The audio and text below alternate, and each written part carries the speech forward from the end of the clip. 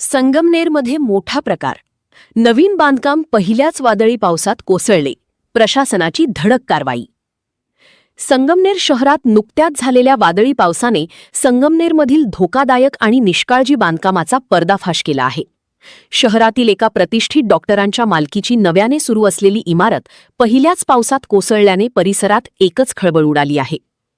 मिळालेल्या माहितीनुसार संबंधित बांधकाम अद्याप पूर्ण झालेले नसताना अचानक भिंती कोसळल्या. या घटनेमुळे बांधकामाच्या दर्जावर, वापरलेल्या साहित्यावर आणि तांत्रिक नियोजनावर गंभीर प्रश्नचिन्ह निर्माण झाले आहे. घटनेची माहिती मिळताच नगरपालिका प्रशासनाने तात्काळ घटनास्थळी धाव घेतली. अधिकाऱ्यांनी परिस्थितीची गंभीर दखल घेत ठेकेदार व कामगारांना त्वरित आदेश देत धोकादायक बांधकाम हटवण्याची मोहीम सुरू केली.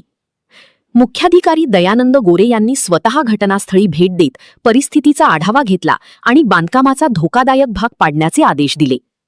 प्राथमिक पाहणीत या ठिकाणी कोणतेही ठोस नियोजन नसल्याचे दिसून आले असून मंजूर नकाशा म्हणजे प्लॅनबाबतही संशय व्यक्त केला जात आहे. या पाहणी दरम्यान सहाय्यक नगररचना अधिकारी ओंकार सहाणे, रचना सहाय्यक वैष्णवी गडाख, आरोग्य सभापती किशोर टोकसे, उपनगराध्यक्ष नूर मोहम्मद शेख, नगरसेवक डॉक्टर दानिश खान तसेच प्रभाग क्रमांक 10 मधील नगरसेवक अमजद खान पठाण आणि अमित गुंजाळ यांनीही घटनास्थळी उपस्थित राहून तपासणी व मोजमाप सुरू केले.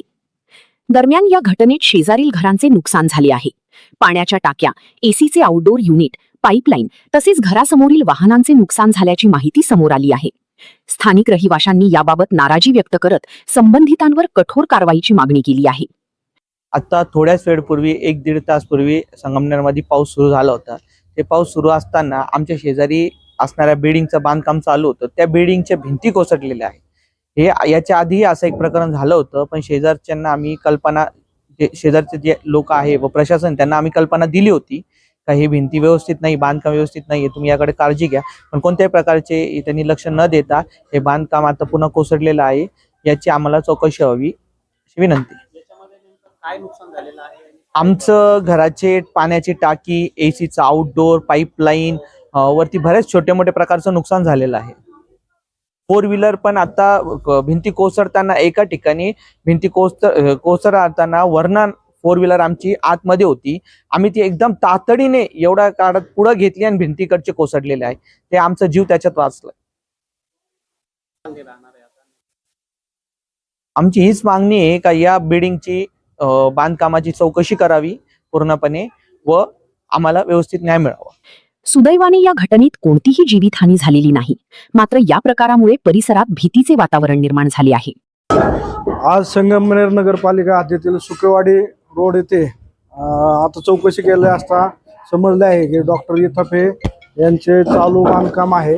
त्याच्यामध्ये तळमजल्याचे खाली झालेले आहे आणि 2 मजल्याच्या वरती बांधकाम दिसून येते. तरी टेरेसवरील पॅराफिट वॉल जे विटा आहेत, सिमेंट ठोकळे, हे आता थोड्या वेळापूर्वी जो वादळी पाऊस आला त्याच्यामुळे त्या विटा आजूबाजूला खाली डायरेक्ट पडल्या. त्यामुळे नागरिकांच्या, शेजारी पाजार राहणाऱ्यांच्या जीवित व वित्तहानीस धोका निर्माण झालेला आहे. ही बाब तातडीने पाहून सदर धोकादायक पॅराफिटचं जे बांधकाम आहे 2 मजल्याचं, हे आता काढून घेण्याची कारवाई चालू आहे आणि सदर बांधकामाबाबत नगररचना विभागामार्फत सविस्तर चौकशी करून पुढील कारवाई केली जाईल.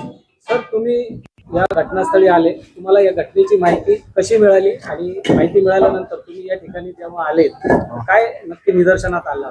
मला नागरिकांचे फोन आले की असं विटा पडलेल्या आहेत, नगरसेवक आहेत त्यांचे फोटो आले की बाबा वरून खाली लोकांच्या शेजारच्या घरांमध्ये विटा पडलेल्या आहेत.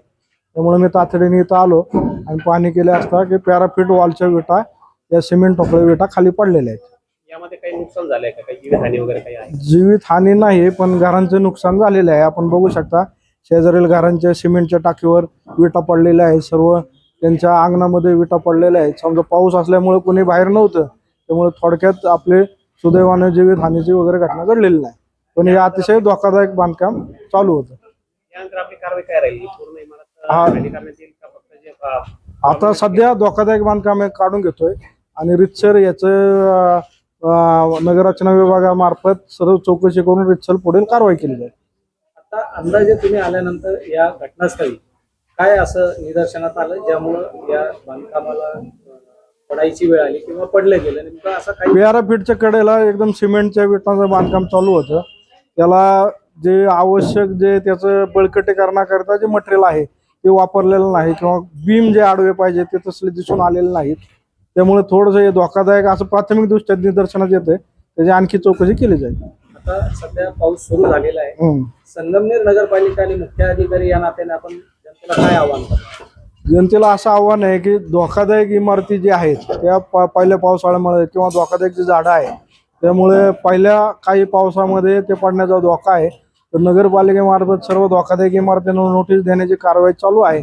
तरी नागरिकांनी तातडीने आपल्या धोकादायक इमारतींमध्ये धोकादायक बाब काढून घ्यावा, जेणेकरून त्यांच्याही जीविताला धोका होणार नाही आणि परिसरात ये जा करणारे जे नागरिक आहेत त्यांनाही धोका होणार नाही याची सर्वांनी काळजी घ्यावी. नगरपालिका प्रशासनाने नागरिकांना सतर्क राहण्याचे आवाहन करत बेकायदेशीर आणि निष्काळजी बांधकामांवर कठोर कारवाई करण्याचा